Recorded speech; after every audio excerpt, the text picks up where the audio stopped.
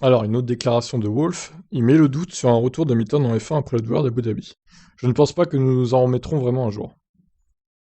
Il est en train de dire quoi? Qu'il va prendre sa retraite ou... Lorsqu'on lui a demandé directement s'il doutait du retour du septuple champion de la saison prochaine et de la prolongation de 2 ans convenue plus tôt cette année, Wolff a répondu: Lewis et moi sommes désillusionnés pour le moment, pas déçus du sport, nous aimons ce sport avec tous les os de notre corps. Nous l'aimons parce que le chronomètre ne ment jamais. Mais si nous enfreignons ce principe fondamental d'équité sportive et d'authenticité du sport, alors soudainement le chronomètre ne devient plus pertinent parce que nous sommes exposés à une prise de décision aléatoire. Et il est clair que vous en perdrez votre amour. Vous commencez à vous demander si tout le travail que vous avez fait, toute la sueur, les larmes et le sang peuvent réellement payer en termes d'apporter les meilleures performances possibles sur la piste, car ça peut être renversé par le hasard. Donc il va falloir beaucoup de temps pour digérer ce qui s'est passé dimanche. Je ne pense pas que nous nous en remettrons vraiment un jour.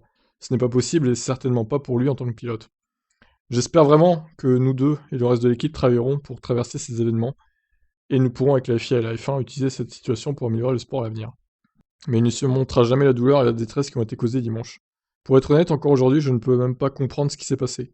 Je suis incrédule, ça semble toujours surréaliste. Une retraite non prévue d'Hamilton serait un choc pour tout le monde, de la F1 et des fans. Poussé à savoir s'il y avait le moindre doute dans son esprit si Hamilton reviendra l'année prochaine, Wolff a ajouté: Sur le plan humain, c'est tellement difficile parce que c'est tellement décevant. Comme je l'ai déjà dit, nous aimons ce sport, mais vous commencez à vous remettre en question. Vous ne devez jamais perdre le grand contexte de la vie. La Formule 1 n'est qu'un sport. Des choses bien pires se produisent, et nous ne devrions pas tomber dans le piège de penser que c'est la chose la plus importante du monde.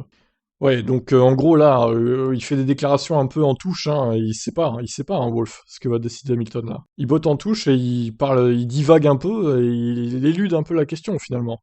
Mais c'est notre petit microcosme où nous avons créé des valeurs et des croyances et beaucoup d'entre elles ont été rejetées dimanche.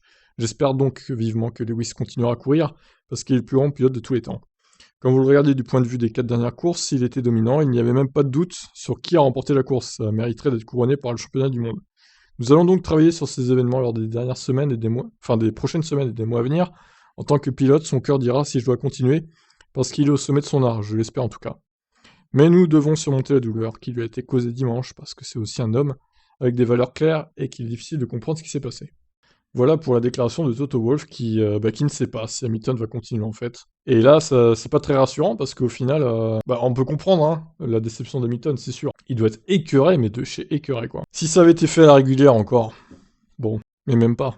Donc bon, écoutez, on est dans le doute. Maintenant, il nous fout le doute. Est-ce que Hamilton va continuer? Est-ce qu'il va pas faire une Rosberg et s'arrêter à un moment pas prévu en fait, dès maintenant?